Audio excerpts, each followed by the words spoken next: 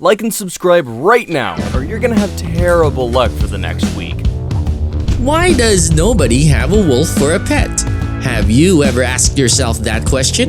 There are a number of reasons why, and I'll tell you in a bit. But before that, let me tell you about a few animals that won't make good pets no matter what.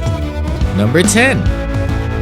Venomous snakes. I mean, should I even explain why it's not a good idea to keep a venomous snake as a pet? But let me humor some of you by giving a valid explanation. You do know that some of these venomous reptiles can kill you in one bite, right? Granted that most of them don't have venom strong enough to make you prematurely meet your maker, but there are plenty of other reasons why you shouldn't put one on a leash and take it out for a walk. Other types of venom, although can't kill you, can give you a host of other problems which include but is not limited to searing pain, muscle cramps, disorientation, organ damage, and necrosis, which is a condition wherein your flesh literally rots away in front of you. That's why people who keep venomous snakes exercise extreme caution when handling them. They also have to be kept in escape-proof cages because if they do somehow manage to escape, you aren't only endangering the lives of your family but also of your neighbors, and I'm pretty sure they won't appreciate that. Number 9. Large constrictors. So I somehow convinced you not to keep a cobra as a pet, but you still want to have a pet snake cuddle up with you at night. Well, you can opt for the non-venomous varieties, but not all of them though. Believe me, I'm speaking from experience. Some of them grow big, and when they do, they quickly become too much to handle. Burmese pythons are a particular favorite among snake enthusiasts, and it's not uncommon for people to keep them as pets, but it's still not a good idea, especially for the inexperienced. These guys grow very big, and it doesn't take a long time before a clueless pet owner finds himself way in over his head. At this point, they only have a couple of choices. Either give the snake away or release it into the wild. And given the fact that this snake is starting to take over the Florida Everglades, a place where they are not native to, releasing them isn't really a good idea. Many owners of large constrictors have met their untimely demise from their beloved pet. Too many and too graphic to mention here. But if you really want to have one, get the smaller, more docile ones, like the corn snake. Number 8. Ostriches. Ostriches, despite how they look, aren't overgrown chickens, so letting one run loose in your backyard isn't really a good idea. Believe it or not, it's quite easy to own one as a pet. You just need to know where to get one. There are literally hundreds of ostrich farms operating in the US today, and they sell ostrich chicks for a price lesser than some breeds of dogs. Plus, feeding them isn't expensive at all. But why isn't it a good idea to keep one as a pet? Two things. They can be very aggressive and they can kill a person if they wanted to. Those talons are the worst of your worries. The ostriches use them as weapons, and coupled with their world-renowned powerful kicks, it's bad news when one of these creatures suddenly decides to attack you. Number 7. Scorpions. I'm not a real big fan of bugs, so I don't really understand why people would want to keep scorpions as pets. I mean, they don't really look the part of a loyal, lifelong companion, do they? However, some people like them, and I'm not here to judge them, but rather give them a friendly warning. If you think about it, it's fairly easy to understand why people like to keep them as pets. For one, they are very low maintenance. Give it a cricket or two and you're done for the week.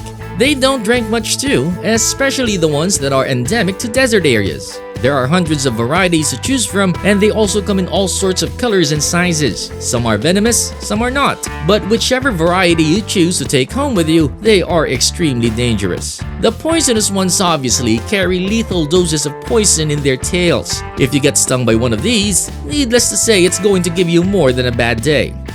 Number 6. Crocodilians. Yeah, I know, it sounds crazy, but there are some people who really keep crocodilians, namely alligators and crocodiles, as pets. Some even dress them up. Just look at this one named Rambo in his cute little Santa outfit. However, it's not really a good idea to keep one as a pet. For one, it's illegal to do so in some states. And while it's legal in most, Florida for instance doesn't even require you a permit to do so, there are many reasons why you still shouldn't get one. Crocodilians are wild animals. Inviting any wild animal into your house is already inherently dangerous, even more so when the said animal has sharp teeth and a bite force that could potentially tear your limbs off. While it is true that all fatal crocodilian attacks has occurred in the wild, getting injured by one, even one that's been raised by humans, is a fairly common occurrence. I myself am a big fan of my fingers. I use them to write these scripts after all. So owning a pet that can bite one or all of them off is not really on the table for me.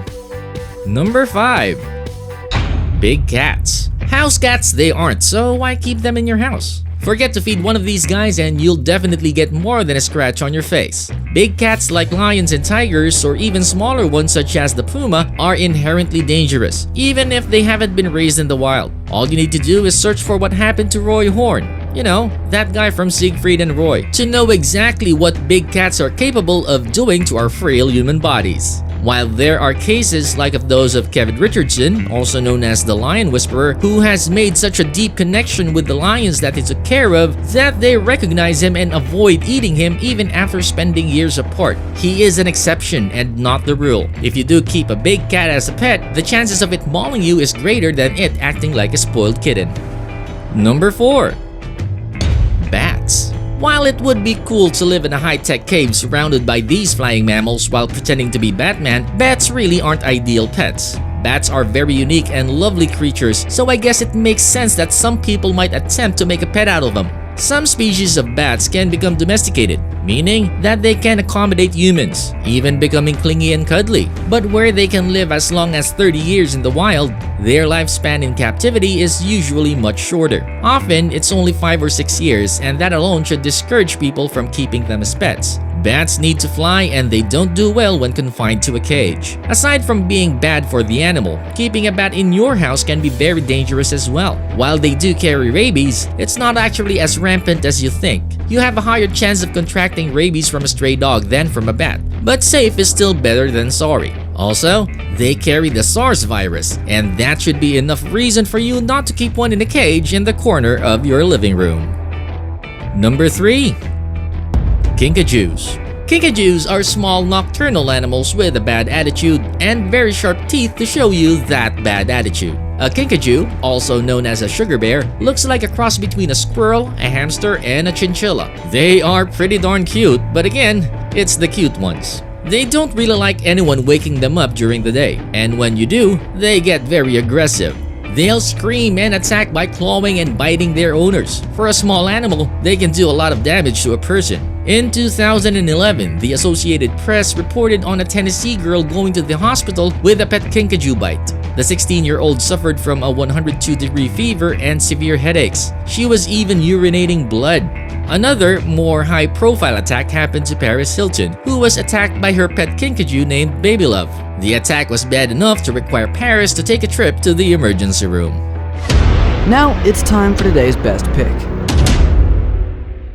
We are here to finally answer the question why no one actually wants these big canines as pets. Find out the answer next.